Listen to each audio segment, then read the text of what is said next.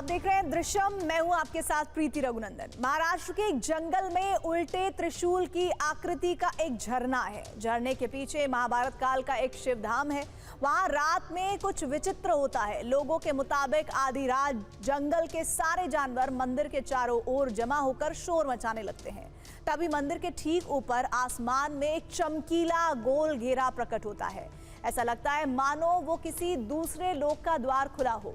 फिर मंदिर के शिवलिंग से तेज प्रकाश के साथ सैकड़ों अग्नि बाण एक साथ निकलते हैं, जो आसमान में प्रकट उस चमकीले गोले में समा जाते हैं। कुछ देर बाद अचानक से सब गायब हो जाता है। दावा करने वालों से हमने पूछा कि उस शिवालय में ऐसा क्यों होता है, तो जानते हैं लोगों ने क्या कहा। स्थानीय लोगों के मुताबिक उसी जगह पर महादेव ने अर्जुन को अपना दिव्यास्त्र पाशुपतास्त्र दिया था, जिसकी दिव्य शक्ति आज भी अपनी मौजूदगी का एहसास कराती है। दावा भरोसे के काबिल नहीं था, लेकिन हमें जो वहां दिखा था वो भी विश्वास करने लायक नहीं था।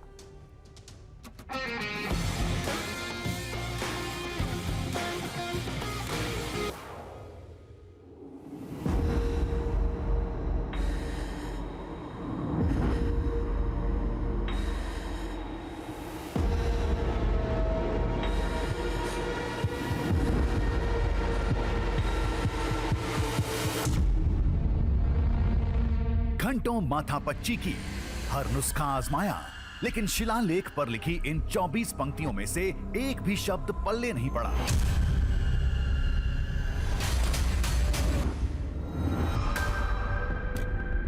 अगर शिलालेख की ये पहेली सुलझ जाती तो इस शिवधाम के रहस्य की पोटली पर पड़ी 5000 साल पुरानी गांठ खुल जाती।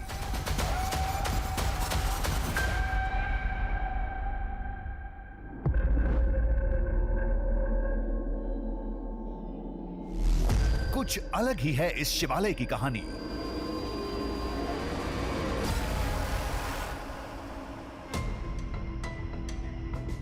कुछ विचित्र होता है यहां, वो भी आधी रात के वक्त।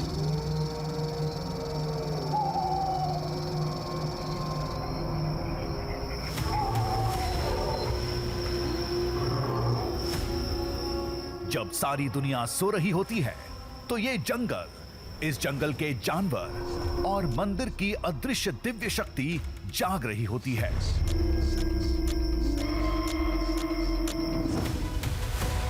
देखिए, जिस तरह से यह रोशनी आसमान में दिखाई देती है मानो परलोक का कोई दूसरा द्वार खुला हो, और जैसे ही ये रोशनी तेज होती जाती है तो मंदिर से कुछ तेज रोशनी के किरण निकलते हैं, जो इकट्ठा होकर इस आसमान की रोशनी में समा जाते हैं।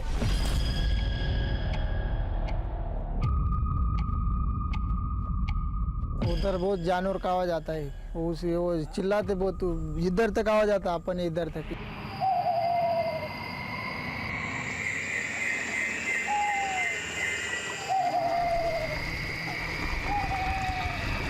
कहते हैं कि उधर कुछ तो अनयूजुअल होता है रात में। दिव्य शक्ति। हाँ, दिव्य शक्ति जैसा।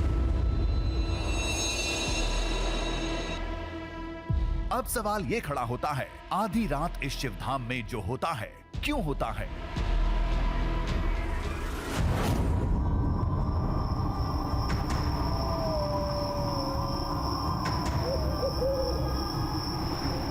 मंदिर के चारों तरफ जंगल के खूंखार जानवर क्यों इकट्ठा होते हैं?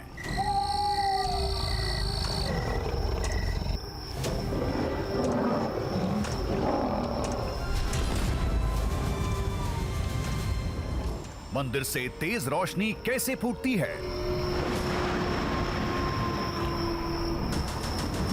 मंदिर के ऊपर आसमान में चमकता गोला कहां से आता है? मंदिर से आसमान में तेजी से निकलने वाली जलती तीरों जैसी आकृति क्या है? और कुछ ही पलों में यह सब कहां गायब हो जाता है?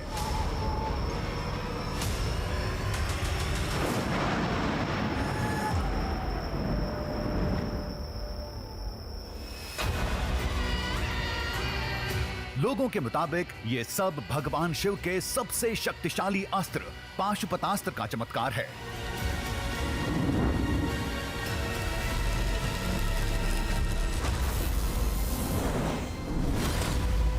अर्जुन ने यही तप किया था। यहीं पर महाभारत के उस धनुर्धारी का महादेव से भीषण युद्ध छिड़ा था। यहीं पर अर्जुन को शिव का पाशुपतास्त्र मिला था। 5000 साल बीत गए, महादेव के उस अस्त्र की शक्तियां आज भी जिंदा हैं। अर्जुन ने यही तपस्या की थी, फिर उन्होंने दोनों में युद्ध हुआ था। फिर युद्ध के बाद भगवान शिव जी जीत गए। फिर भगवान शिव ने उन्होंने प्रकट होकर आशीर्वाद दिया और दिव्य अस्त्र उनको प्रकट किया।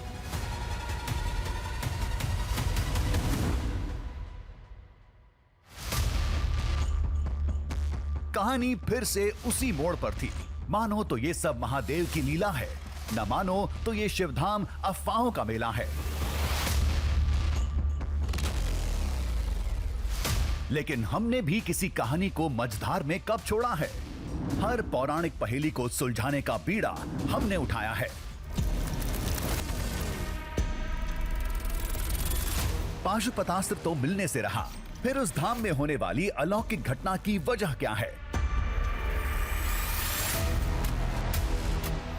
सवाल के जवाब में जंगल की खाक छानी, पूरे पर्वत को लांग डाला,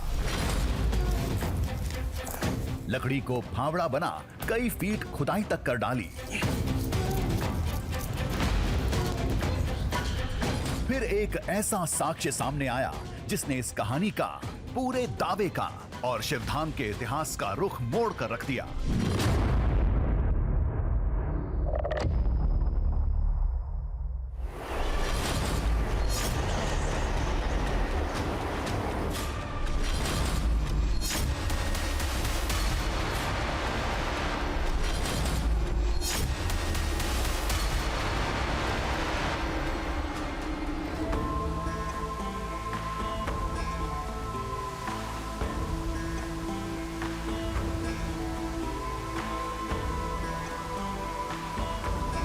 इस अलौकिक खोज का आगाज यहां से हुआ था, इस दिव्य झरने से।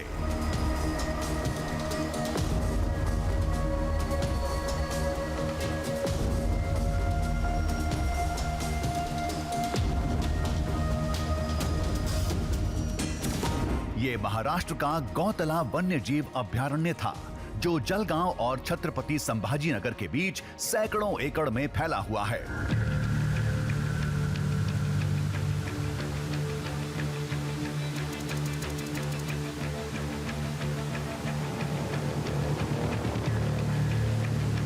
अब आप सोच रहे होंगे इस झरने में दिव्य क्या है?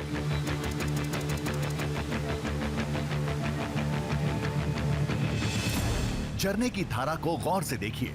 जब ये पहाड़ से नीचे गिरती है तो चट्टान से टकराकर एक त्रिशूल की आकृति बनती है, उल्टे त्रिशूल की।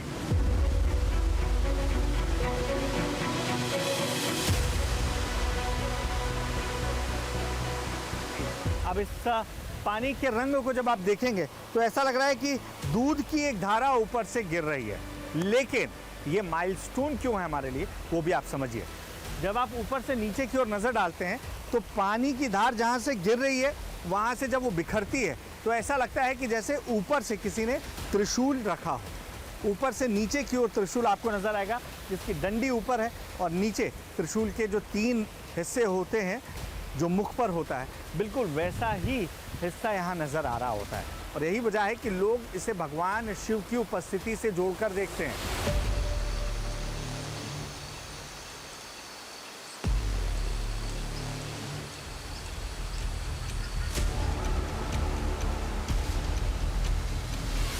जिस शिवालय की खोज में हम निकले थे वो इस झरने के पीछे घने जंगल के बीच में था। खोज को अंजाम तक पहुंचाने के लिए पहले उस शिवालय तक पहुंचना था, जिसकी कहानी सुनकर हम इस घने जंगल में पहुंचे थे।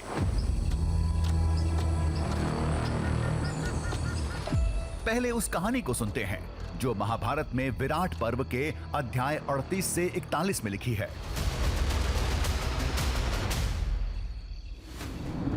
जब अर्जुन दिव्यास्त्रों के लिए जंगल में भगवान शिव की तपस्या कर रहे थे, उनकी परीक्षा लेने के लिए महादेव शिकारी के रूप में वहां पहुंचते हैं। तभी एक जंगली सुअर अर्जुन की तरफ लपकता है। अर्जुन और महादेव दोनों के तीर एक साथ जानवर को लगते हैं। इसी बात पर अर्जुन और शिकारी के रूप में मौजूद भगवान शिव के बीच युद्ध छिड़ जाता है। कुछ ही पलों में अर्जुन महादेव को पहचान जाते हैं। तब भगवान शिव प्रसन्न होकर अर्जुन को पाशुपतास्त्र देते हैं।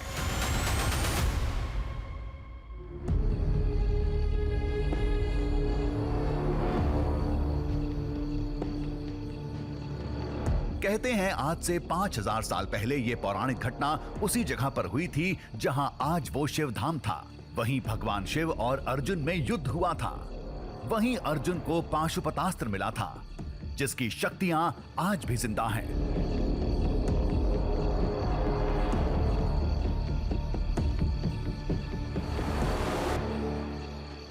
अर्जुन यही तपस्या किया? अर्जुन ने यही तपस्या की थी।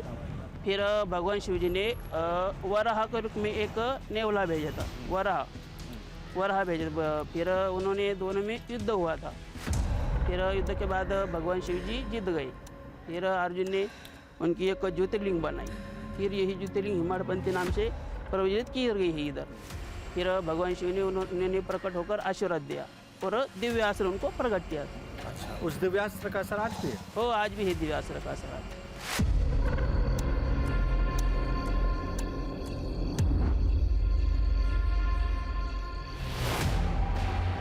अगर वहां पाशुपतास्त्र की शक्तियां जिंदा हैं, तो वहां क्या होता है? ये पूछने पर लोगों ने कहा था, ये बता दिया तो आप जाएंगे ही नहीं। पहले आप जाइए, मंदिर को देखिए, तब पूरी कहानी समझ में आएगी। तो फिलहाल हमारा पहला लक्ष्य उस रहस्यमयी शिवधाम तक पहुंचना था।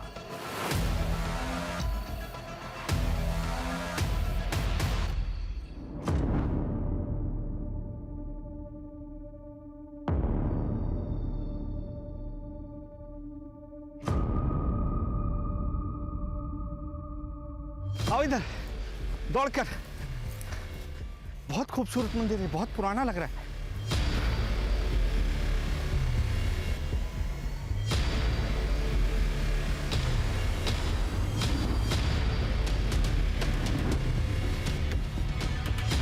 घने जंगल में इस शिवधाम का दृश्य दिव्य था।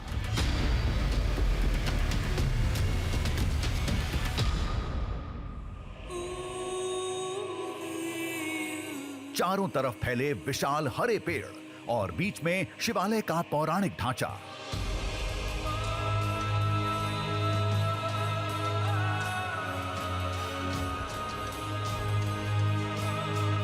ऐसा लग रहा था मानो हम किसी दूसरे संसार में आ गए थे।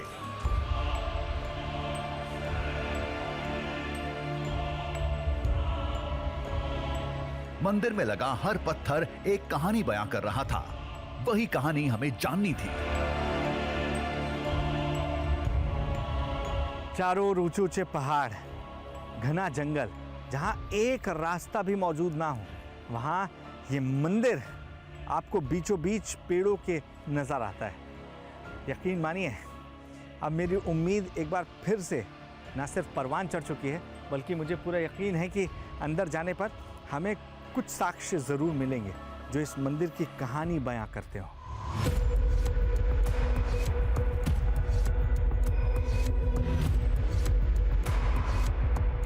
अंदर जाने से पहले हमने मंदिर को अच्छे से जांचा परखा।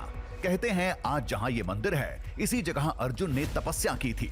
इसी जगह भगवान शिव से उनका युद्ध हुआ था और इसी जगह पर महादेव ने महाभारत के सबसे बड़े धनुर्धर को पाशुपतास्त्र दिया था।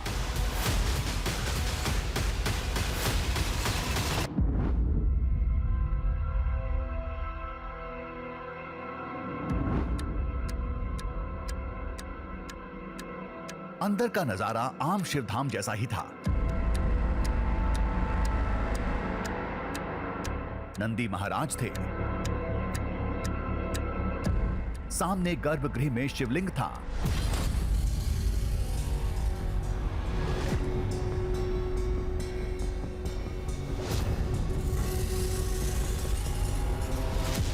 पौराणिक काल के मंदिर स्तंभ थे। ऐसा कुछ भी नजर नहीं आया जो इस जगह को महादेव के सबसे प्रलयंकारी अस्त्र पाशुपतास्त्र से जोड़े। ये सवाल बार बार दिमाग में खटक रहा था।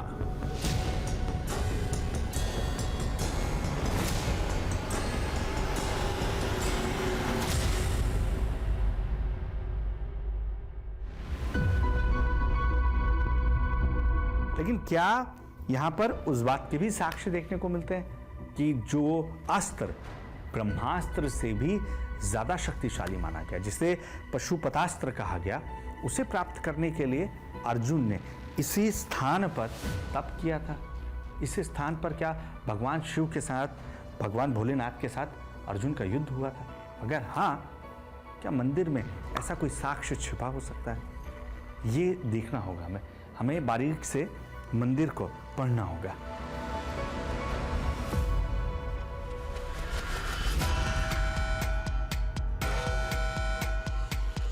हमने मंदिर का कोना कोना छान मारा, लेकिन कुछ नहीं मिला सिवाय इस शिलालेख के।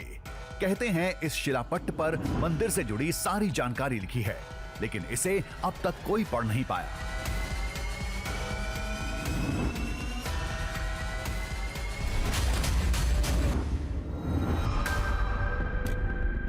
अक्षर तो देवनागरी ही थे, लेकिन लिपि समझ में नहीं आ रही थी। कहते हैं जिस दिन शिलालेख का कोड डिकोड हो गया, उस दिन सारे राज से पर्दा उठ जाएगा। कहीं इसमें महाभारत के विराट पर्व की कहानी तो नहीं लिखी है, कहीं इसमें पाशुपतास्त्र का जिक्र तो नहीं। मंदिर की इस दीवार पर यह शिलापट्ट हमें मिल रही है, जिसपे कुल 24 पंक्तियां गढ़ी गई हैं और इसमें हो सकता है कि मंदिर की पूरी जानकारी हो, मंदिर की शक्ति के बारे में इन पंक्तियों में वर्णन किया गया हो, लेकिन इसे पढ़ पाना हमारे बस की बात नहीं है, क्योंकि कहीं कहीं पर यह देवनागरी लगती है, कहीं किसी दूसरी भाषा में लग रही है। यही वजह है कि इसे पढ़ पाना या डिकोड कर पाना हमारे बस की बात नहीं है।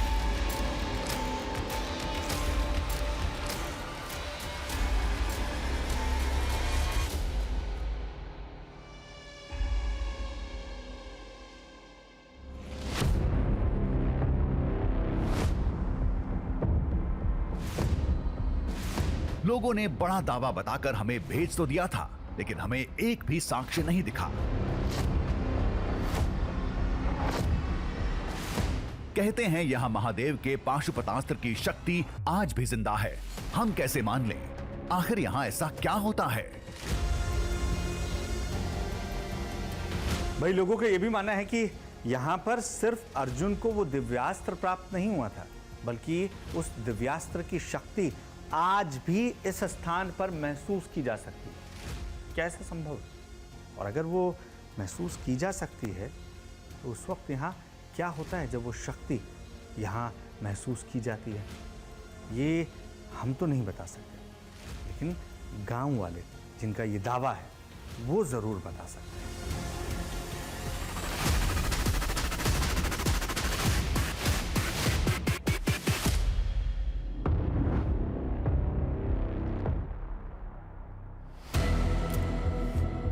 अब हमारा रुख गांव की तरफ था। ये जानना बेहद जरूरी था कि धाम में ऐसा क्या होता है जिसे देखकर लोग कहते हैं कि यहाँ पाशुपतास्त्र की शक्तियां आज भी जिंदा हैं।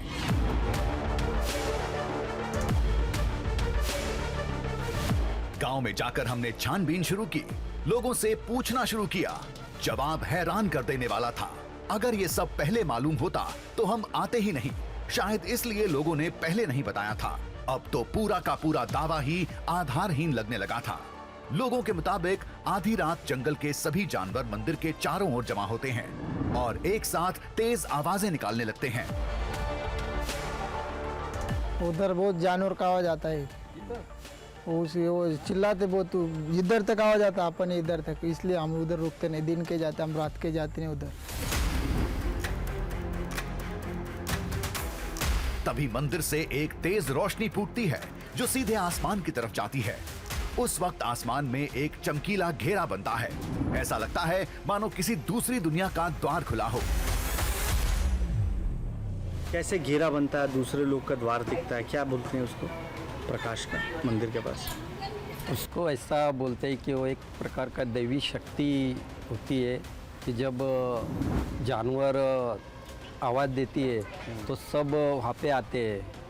तो आवाज़ आने के बाद अलग प्रकार का एक दरवाज़ा खुल जाता है और वहाँ का वातावरण बहुत अलग होता है। तभी मंदिर से हजारों अग्नि तीर एक साथ निकलते हैं और आसमान के उसी घेरे में समा जाते हैं। उसके बाद जानवर शांत हो जाते हैं, रोशनी गायब हो जाती है। देखिए, जिस तरह से यह रोशनी आसमान में दिखाई देती है मानो परलोक का कोई दूसरा द्वार खुला हो, और जैसे ही ये रोशनी तेज होती जाती है तो मंदिर से कुछ तेज रोशनी के किरण निकलते हैं जो इकट्ठा होकर इस आसमान की रोशनी में समा जाते हैं। और जब कि आसमान की रोशनी में ये समाती है तो जो जानवर इकट्ठा हुए होते हैं, जिनकी अलग अलग आवाज़ें होती है, काफ़ी शोर होता है, तो ये शांत हो जाते हैं।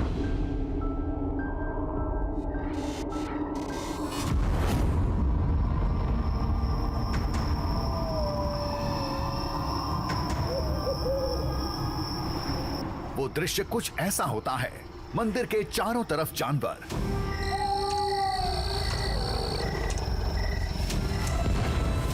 शिवधाम से फूटती रोशनी, रोशनी से निकलते तीर और आसमान में घेरा। कहते हैं ये सब पाशुपतास्त्र की शक्तियों का चमत्कार है।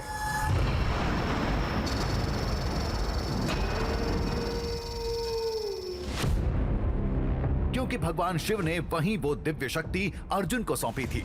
मंदिर के आसपास लोगों को अक्सर दिव्य शक्ति के वजूद का एहसास भी होता है। हम भी पुलिस भर्ती करने प्रैक्टिस करने के लिए अगर जाते तो 6 बजे के पहले उधर से वापस आना पड़ता है, क्योंकि वापस आने के बाद ये टॉर्च का जो लाइट है ना, वो यहाँ से सिर्फ यहाँ तक गिरता है, आगे वाला कुछ नहीं दिखता। मतलब ऐसा कहते हैं कि उधर कुछ तो अनयूजुअल होता है रात में। दिव्य शक्ति। हाँ, दिव्य शक्ति जैसा। जिन लोगों ने उस चमत्कार को अपनी आंखों से देखा था वो अब इस दुनिया में नहीं रहे। जो अभी मौजूद हैं, उन्होंने कभी इस अद्भुत दृश्य को देखा ही नहीं। मंदिर घने जंगल में है। जंगल अब गौताला वन्य जीव अभयारण्य का हिस्सा है। शाम होते ही खूंखार जानवर शिकार पर निकल पड़ते हैं, लिहाजा रात में अब वहाँ किसी को जाने की इजाजत नहीं मिलती।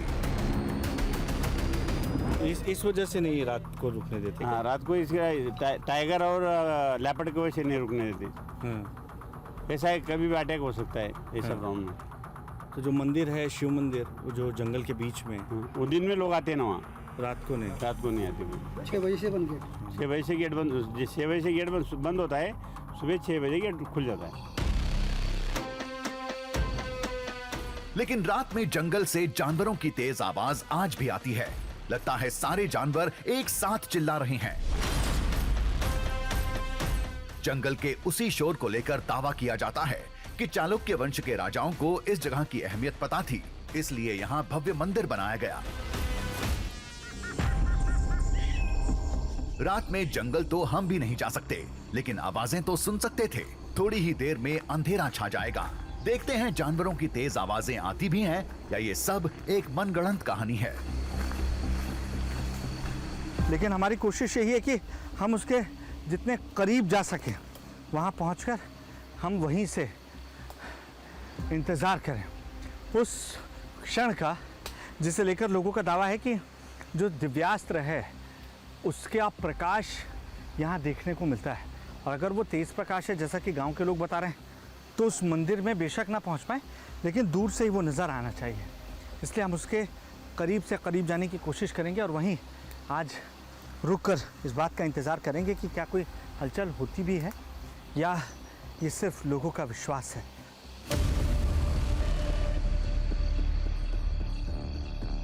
अभी मंदिर के सबसे करीब पहुंचना था।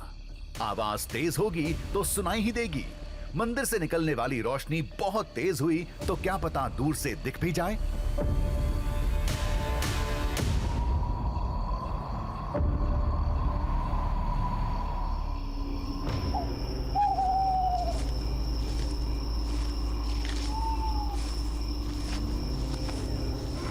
हम उस शिवालय से करीब 2 किलोमीटर की दूरी पर थे। इससे आगे जाने की इजाजत नहीं थी। खतरा भी था, तो हमने यहीं डेरा डाल दिया।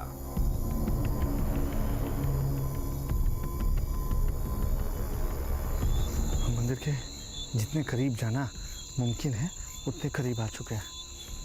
मेरे सामने खुला आसमान है, लेकिन यहाँ इतना अंधेरा है कि आपको कुछ नज़र ना आए। अगर ये लाइट मैं हटा दूँ तो आपको मेरा चेहरा भी नहीं दिख पाएगा।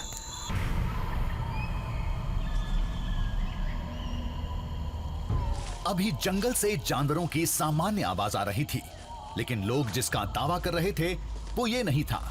उसमें तो एक साथ सभी जानवरों का शोर सुनाई देता है।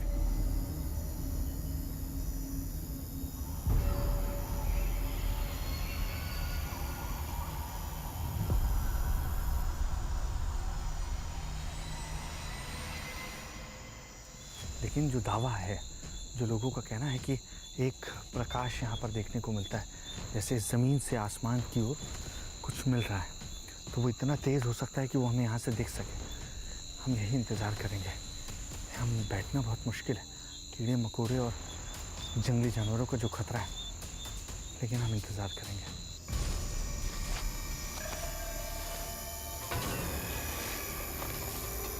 हम घने जंगल में थे, वो भी रात के समय। मूवमेंट का ज्यादा मौका नहीं था, रोशनी भी संभल कर करनी थी। तेज प्रकाश जानवरों को आकर्षित करता है। हम सांस रोके मंदिर की दिशा में देख रहे थे, तभी जंगल से बहुत तेज शोर उठा।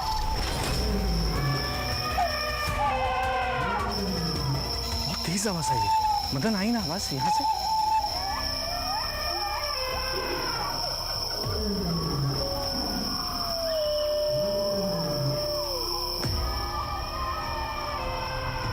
सारे जानवर एक साथ चिल्ला रहे थे।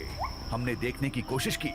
मंदिर दूर था, सामने ऊंचे पेड़ थे, कुछ नजर नहीं आ रहा था।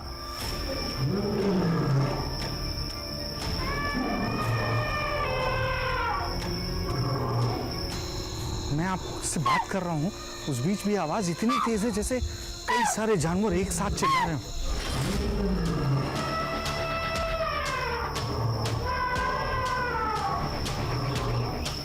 तभी हम पीछे हटे। ये भ्रम था या डर, पता नहीं। शायद वो आवाज हमारी तरफ लपक रही थी। ये आवाज पास आ रही है क्या? बहुत तेज आवाज है, बहुत तेज आवाज है, और ऐसा लग रहा है कि हमारे पास आ रही है। मदन, हाँ, एकदम पास आ गई ना?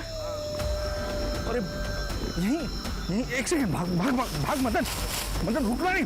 ऐसा लग रहा है कि एकदम पास आ गई आवाज। बहुत तेज है, बहुत तेज।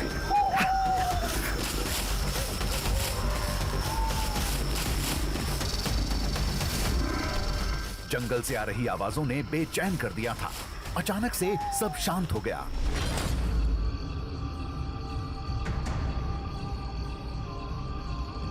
हमें कोई तेज प्रकाश नहीं दिखा, लेकिन शोर तो हमने साफ सुना था। बहुत तेज आवाज आई है। मदन, आई ना आवाज यहां से?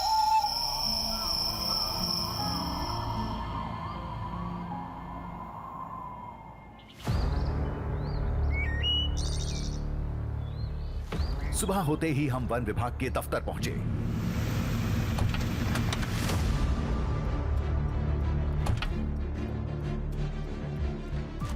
हमें हर हाल में एक रात उस मंदिर में गुजारनी थी, ताकि हकीकत दुनिया के सामने आ सके। इसके लिए सरकारी दफ्तर से मंजूरी लेनी थी।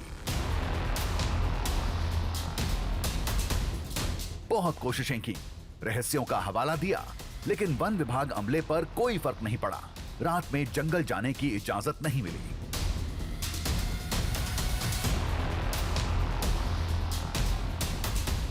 इधर रुकने की नहीं देते हम, कारण इस एरिया में जंगली जानवर है। बिबट है, हंसवाला है, पुन्हा रानटी शुअर है, बहुत सारे वन्य प्राणी आहेत इथं। निराश होकर हम मंदिर पहुंचे। वहां कोई ऐसा निशान नहीं था जिसके दम पर हम कह सकें कि रात को यहां कुछ हुआ था।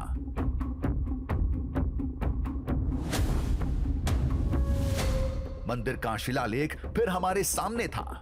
क्या वाकई इसमें कोई रहस्य छुपा था?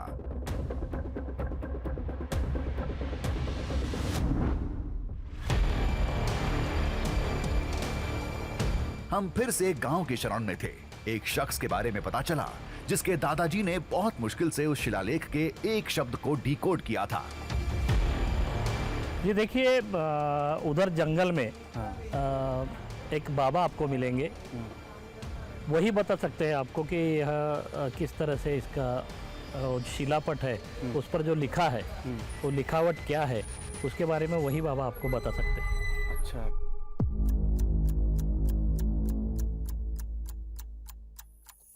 वो शख्स हमें मंदिर के पास जंगल में मिला। उसने डिकोड किए उस शब्द को हमें बताया। मेरे आजोबा ने बोला था कि वो पाली भाषा में जो लेख है उसके वो एक शब्द ऐसा है, बोले इंद्र की लादी। इंद्र किलादी, हाँ उसमें लिखा है। लिखा है, और इसके आगे पीछे कुछ समझ में नहीं आता। नहीं समझ में आया। ये शब्द सुनकर हम चौंके। इंद्र किलाद्री उस पर्वत का नाम था जहां अर्जुन ने भगवान शिव की तपस्या की थी। उसी तपस्या के बाद अर्जुन को पाशुपतास्त्र मिला था। लेख में लिखा है, लेख में एक शब्द लिखा है। हो क्या बोले उस शब्द का? इंद्र की लादी। इंद्र किलादी। तो इसका कुछ मतलब मराठी में होता है क्या? नहीं, क्या मतलब है नहीं मालूम, नहीं मालूम, लेकिन इंद्र किलादी बोलते थे। बोलते हैं। बस यही समझ में आया ये। पूरा उसमें। हो 24 लाइन में से सिर्फ एक शब्द इंद्र किलादी। ये इंद्र की लादी। देश में कई जगह इंद्र किलाद्री पर्वत के होने का दावा किया जाता है। इनमें से एक आंध्र प्रदेश के विजयवाड़ा में है। कई पुराणों में किन्नौर कैलाश को भी इंद्र किलाद्री पर्वत का नाम दिया गया है। इनके अलावा एक जगह और थी और वो था इस शिवालय के पीछे का पहाड़। स्थानीय लोग इसे भी इंद्र किलाद्री कहते हैं। और जो पीछे पहाड़ है उसका नाम क्या बताया आपने? उसको भी उधर भी सीतानानी नागार्जुन ऐसा गुफा है। अच्छा,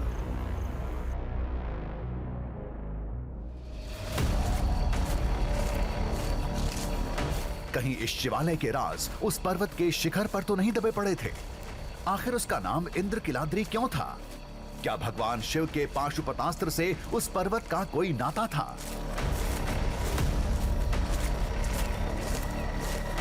अगर कोई नाता नहीं था तो मंदिर के रहस्यमयी शिलालेख पर इस पर्वत का नाम क्यों लिखा था?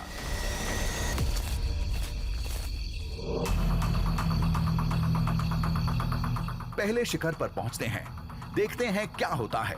क्या पता आज कोई बड़ा साक्ष्य हाथ लग जाए।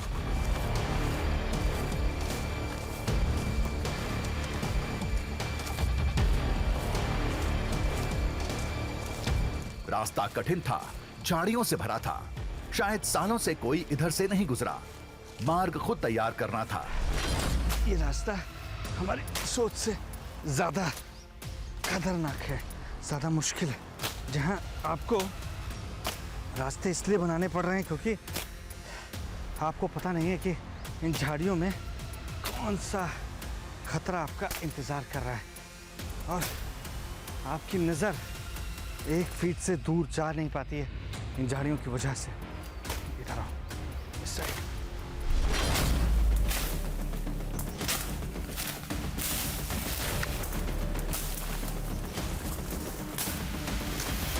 आधे रास्ते एक अवशेष से सामना हुआ। शायद मंदिर था। इस खंडहर ने हमारे हौसले बुलंद कर दिए थे। हो ना हो इस पर्वत की जरूर कोई पौराणिक कहानी रही होगी जिसे कोई नहीं जानता।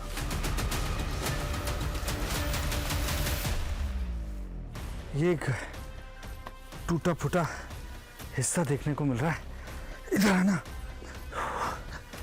देखिए, ये एक ऐसा हिस्सा है जो बताता है कि ये कभी किसी मंदिर का भाग रहा होगा, जो समय के साथ या तो टूट फूट गया है, और यहाँ घास, झाड़ियाँ, ऊपर देखिए कितने पेड़ पौधे उगे हुए हैं। इन्हें देखकर आप अंदाज़ा लगा सकते हैं कि इंसानी पहुँच से ये कितना दूर है। यहाँ पर कोई भी नहीं पहुँचता। ये देखिए, ये स्थान जैसे मूर्ति को स्थापित करने के लिए बनाया जाता है, बिल्कुल वैसा ही है। यहाँ कई खंडहर ऐसे हो सकते हैं।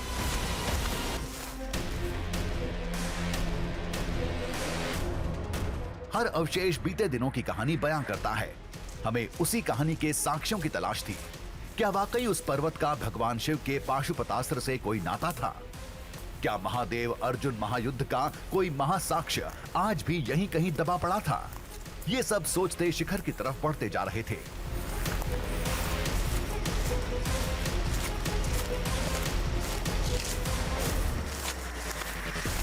इंद्र किलाद्री, ये वो शब्द है जिसका जिक्र गांव के शख्स कर रहे थे। यानी जो शिलापट्ट है उसमें एक शब्द जो समझ आया वो इंद्र किलाद्रि बताया जा रहा है। अब जो मंदिर के पीछे पहाड़ है जिस पर हम चढ़ रहे हैं इसे इंद्र किलाद्रि कहते हैं। हालांकि सह्याद्री पर्वत श्रृंखला में ये मौजूद है लेकिन इसका नाम इंद्र किलाद्रि है। तो क्या मंदिर और इस पर्वत श्रृंखला इसके बीच कोई संबंध है? और अगर है तो क्या यहाँ कोई ऐसे साक्ष्य मौजूद हो सकते हैं जो इस संबंध की गवाही आज भी दे रहे हैं?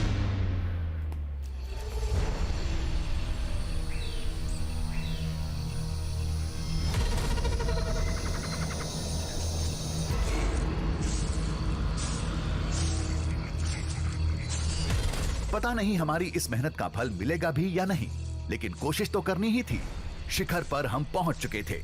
इधर उधर देख रहे थे, शायद कुछ मिल जाए, लेकिन हमें पेड़ और झाड़ों के सिवाय कुछ नहीं दिखा।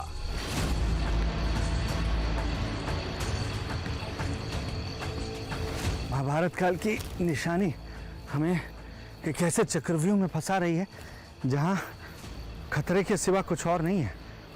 ये पेड़ आपको दूर तक देखने नहीं देते हैं और कदम कदम पर कोई नया खतरा आपका इंतजार कर रहा है। चलते चलते कदम जवाब दे चुके थे। सोचते सोचते दिमाग थक चुका था। सारी मेहनत पर पानी फिर चुका था। क्या करें, कहां जाएं, कुछ समझ में नहीं आ रहा था। फिर थक हार कर एक पेड़ के नीचे बैठ गए।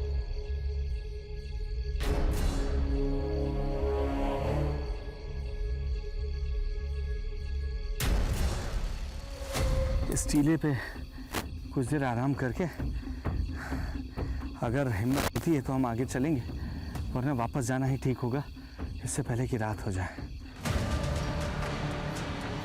इसी पहाड़ के साए में वो अलौकिक शिवधाम था। रास्ते में मंदिर का खंडहर भी मिला था।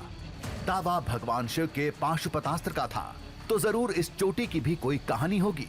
लेकिन क्या, इसका पता शायद अब कभी नहीं लग पाएगा। तभी हमारे हाथ में कुछ चुभा। अरे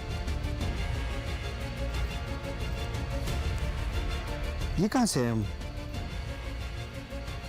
मदन, देख रहे हो, ये पेपर सा लग रहा है ना, इसमें कुछ लिखा है।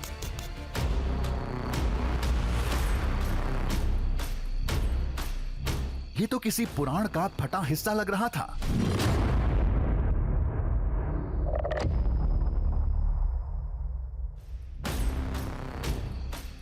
लिपि और अक्षर दोनों समझ में नहीं आ रहे थे। ये कोई ताड़पत्र या भोजपत्र भी नहीं था, किसी पुराने मोटे कागज पर लिखा गया था। इसमें दोनों तरफ कुछ लिखा भी हुआ है। ये यहां से निकला है क्या? इधर इधर देखो एक बार, एक सेकेंड। हमने याद किया, पुराण का वो हिस्सा मिट्टी में दबा था जहां से हमारी हथेलियों में फंसा था। हमने वहीं तुरंत मिट्टी खोदनी शुरू की। खोजो खोजो, अभी कैमरा रख दो, इसको खोजो पहले। मुझे डर है कि कहीं ऐसा ना हो कि अगर कुछ यहाँ मौजूद भी है तो मेरी इस खुदाई की वजह से वो ना फट जाए।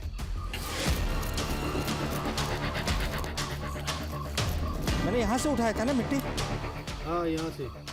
इसके आसपास खोजो, आसपास खोजो, एक सेकेंड। थोड़ा संभल कर, थोड़ा बचकर हमने अपनी कवायद जारी रखी। जल्द ही दूसरी सफलता मिली। ओए, ये देखो, एक और हिस्सा है। ये उसी का हिस्सा है क्या? एक सेकेंड। ये एक और है, उसे लाना।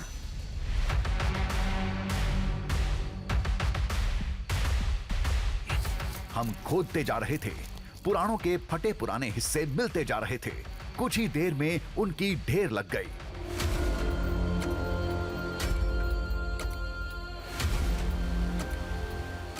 हमने सभी टुकड़ों को जोड़ना शुरू किया।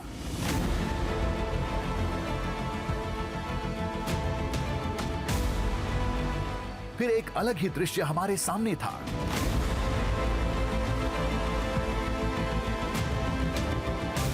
हमारे सामने शायद किसी पुराण का फटा हुआ हिस्सा या यूं कहिए कोई एक पन्ना था। सारे टुकड़े ठीक से जुड़े नहीं थे, लेकिन एक बड़ा साक्ष्य था।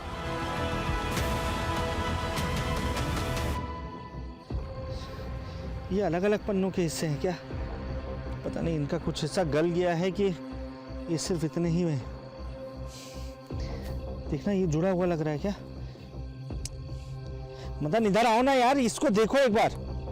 ये मुझसे अकेले नहीं होगा, इसमें हाथ बटाओ।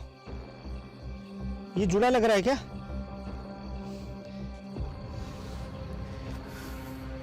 ये बेस्ट पॉसिबल वे दिख रहा है, यही इसका मेल हो सकता है।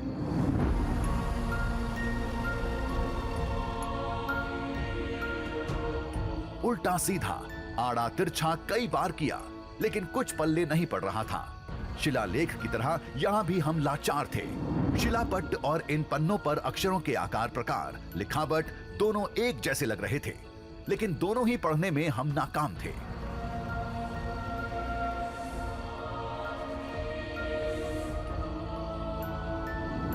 कुछ समझ नहीं आ रहा है मेरी, ये क्या किया जाए इसका?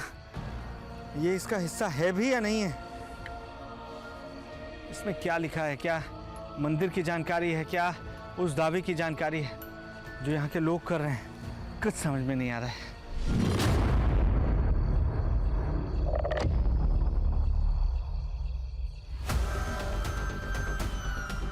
इसी पहेली को ग्रामीणों ने काफी हद तक सुलझाया। बताते हैं कि सालों पहले एक बाबा पर्वत के उस जंगल में रहते थे। मंदिर के खंडहर में अपना डेरा जमाया था। अक्सर वो मंदिर में बैठकर कुछ लिखा करते थे, लेकिन लोगों ने कभी ध्यान नहीं दिया। वो बाबा अचानक एक दिन गायब हो गए। लोगों के मुताबिक ये पन्ना उन्हीं बाबा के लिखे किसी ग्रंथ का हिस्सा होगा। हमारे दादा दादी बताते थे उधर एक बाबा रहते थे वगैरह। बाद में वो बाबा मद्रास बाबा करके वो ऊपर चले गए। उधर किसी ने तो तप करके वो मतलब समाधि लिया है इसलिए। तो रात में महाशिवरात्रि में हम रुके थे एक बार, उसके बाद हम कभी नहीं रुके।